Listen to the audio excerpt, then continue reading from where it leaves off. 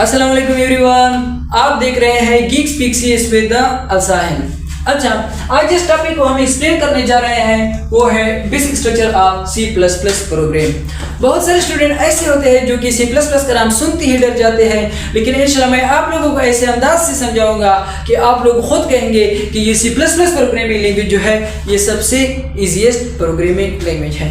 सबसे पहले हम C plus plus programming language की बेसिक पढ़ेंगे, इसके ऑरिजिन पढ़ेंगे कि ये C plus plus programming language basically आया कहाँ से है।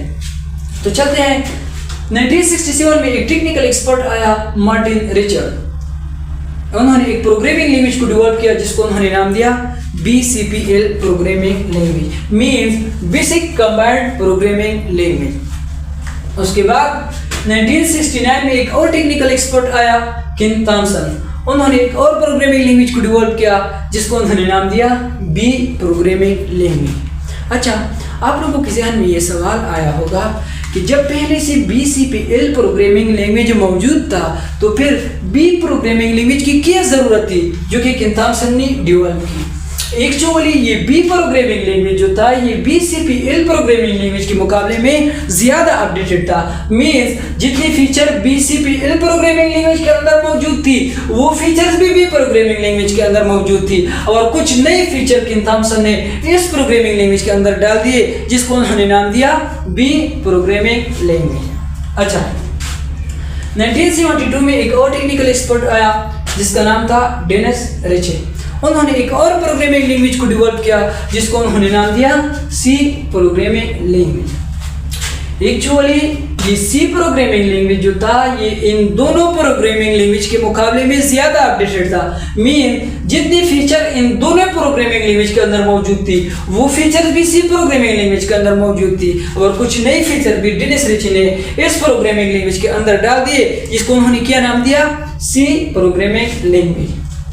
अच्छा, इन तीनों ने तो अपना काम कर दिखाया, बजट स्टार्टअप से रहा नहीं। उन्होंने एक और प्रोग्रामिंग लैंग्वेज को डेवलप किया जिसको उन्होंने क्या नाम दिया C plus plus programming language. क्या नाम दिया C plus plus programming language. Actually ये C plus plus programming language जो है ये C प्रोग्रामिंग लैंग्वेज का एक अपडेटेड वर्जन है। मीन्स बजट स्टार्टअप ने एक C प्रोग्रामिंग लैंग्वेज के अंदर कुछ नई अपडेट्स की, कुछ नई फीचर डाल दिए जिसको उन्होंने प्लस प्लस के साइन से डिनोट किया। इसी वजह से C प्रोग्रामिंग लैंग्वेज से C plus plus programming language बन गया। मीन्स जितने फीचर BCPL प्रोग्रामिंग लैंग्वेज के अंदर मौजूद थी वो फीचर्स भी C plus plus programming language के अंदर मौजूद है। जितनी फीचर्स B प्रोग्रामिंग लैंग्वेज के अंदर मौजूद थी वो फीचर्स भी C प्लस प्लस लैंग्वेज के अंदर मौजूद है, और जितने फीचर C प्रोग्रामिंग लैंग्वेज के अंदर मौजूद थी वो फीचर्स भी C प्लस प्लस लैंग्वेज के अंदर मौजूद है, और कुछ नए फीचर्स भी बजट स्टार्टर ने C प्रोग्रामिंग लैंग्वेज के अंदर डाल दिए जिसको उन्होंने क्या नाम दिया C plus plus programming language. अच्छा, उम्मीद है आप लोगों को यहाँ तक समझ आ गया होगा कि बेसिकली ये C plus plus programming language आया कहाँ से। अच्छा, अब चलते हैं अपनी एक्चुअल टॉपिक की तरफ, basic structure of C plus plus program. Basic structure of C++ program. C++ program consists of three parts. The first one is preprocessor directives. The second one is main function. The third one is body of main function. हम इन तीनों को step wise पढ़ेंगे। सबसे पहला जो है वो है preprocessor directives. अच्छा, ये preprocessor directives क्या होते हैं? Preprocessor directives consist of instructions for compiler. ये कंपाइलर के लिए इंस्ट्रक्शंस रखते हैं और कंपाइलर उन इंस्ट्रक्शन को मेन प्रोग्राम को एग्जीक्यूट करने से पहले एग्जीक्यूट करता है। अगर हम भी किसी भी प्री प्रोसेसर डायरेक्टिव्स को प्रोग्राम में डिक्लेयर करना चाहे तो उसका सिंटैक्स क्या होगा?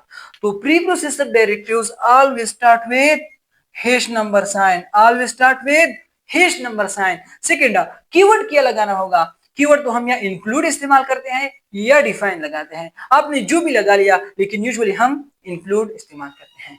Third one is name of header file. अच्छा, ये हेडर फाइल क्या होते हैं? हेडर फाइल एक लाइब्रेरी फाइल होता है जिसमें बहुत सारे बिल्ट इन फंक्शन मौजूद होते हैं।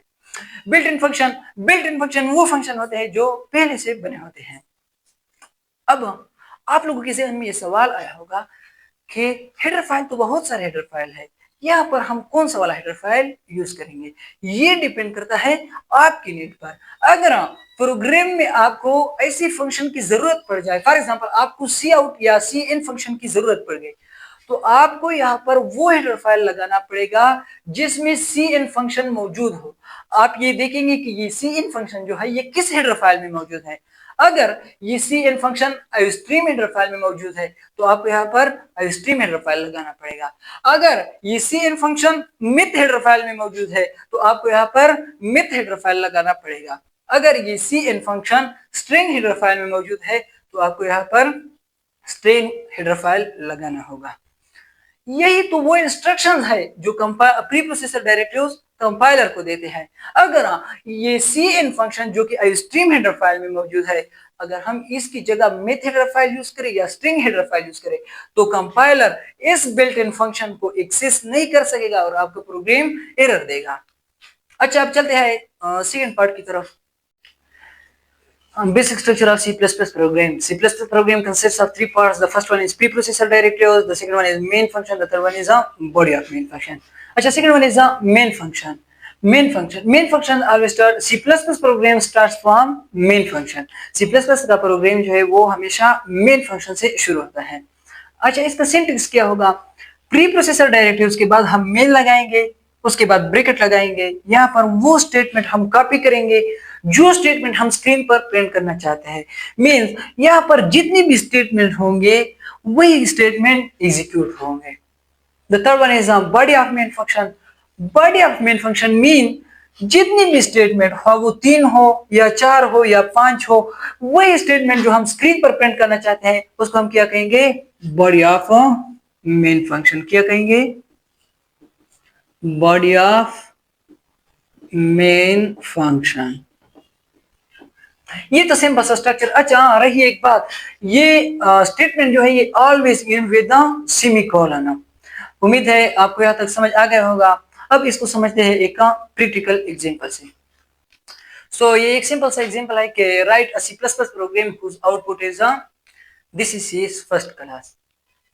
अब आप लोगों के जहन में इतना तो समझ आया होगा कि C++ program consist of 3 part. The first one is pre processor directives.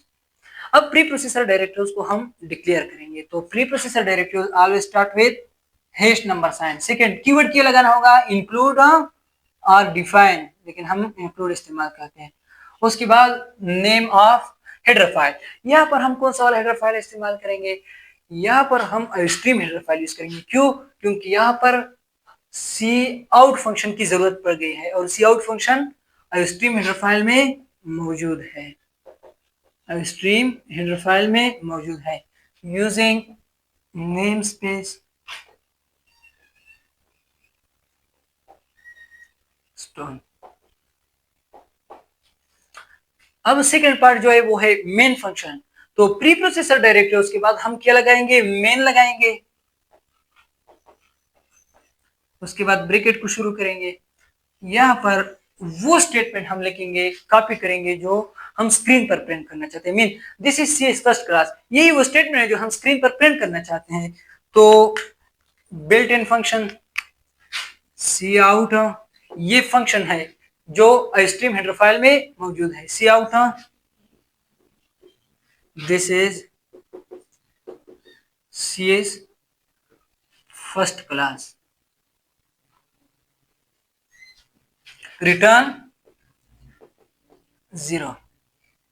अब रिटर्न 0 का क्या मकसद है? रिटर्न 0 का मेन मकसद है कि प्रोग्राम सक्सेसफुली एंडेड। कंपाइलर को पता चलता है कि प्रोग्राम सक्सेसफुली एंड हुआ है जब हम रिटर्न 0 लगाए। अगर रिटर्न 0 की जगह हम कोई और चीज लगा सकते हैं, हाँ रिटर्न 1 भी लगा सकते हैं, लेकिन इसका मकसद कुछ और हो जाता है। तो इसका मकसद है कि program not ended successfully, not ended successfully, और आपका प्रोग्राम एरर देगा। ये था कि write a C++ program whose output is this is C's first class. तो इस प्रोग्राम का आउटपुट क्या होगा? This is C's first class. अब ये क्या चीज है? Using namespace std। इसका क्या मकसद है? ये हम इसलिए यूज करते हैं कि ये जो बिल्ट इन फंक्शन है किसी भी हेडर फाइल में मौजूद हो। फॉर एग्जांपल ये सी आउट फंक्शन है, आईओस्ट्रीम हेडर फाइल में मौजूद है। इस फंक्शन को डायरेक्टली एक्सेस करने के लिए हम क्या चीज लगाते हैं? Using namespace std। क्या? यूजिंग नेम स्पेस std को यूज करते हैं। अब आप लोग के ज़हन में सवाल आया होगा, अगर हम यूजिंग नेम स्पेस एसटीडी ना लगाए तब हम इस फंक्शन को एक्सेस कर सकते हैं। हाँ, तो इसका सिंटैक्स कुछ और होगा। तो ये यूजिंग नेम स्पेस एसटीडी की जगह हम क्या लगाएंगे, स्टूडियो, उसके बाद स्कोप रिजोल्यूशन ऑपरेटर लगाएंगे और उसके बाद वही फंक्शन लगाएंगे जिसको हम एक्सेस करना चाहते हैं। ये सी आउट फंक्शन, इस फंक्शन को हम इस तरीके से तब एक्सेस कर सकते हैं। उम्मीद है आपको यहाँ तक समझ आ गया होगा। अगर वीडियो अच्छी लगे तो लाइक शेयर सब्सक्राइब जरूर कीजिए।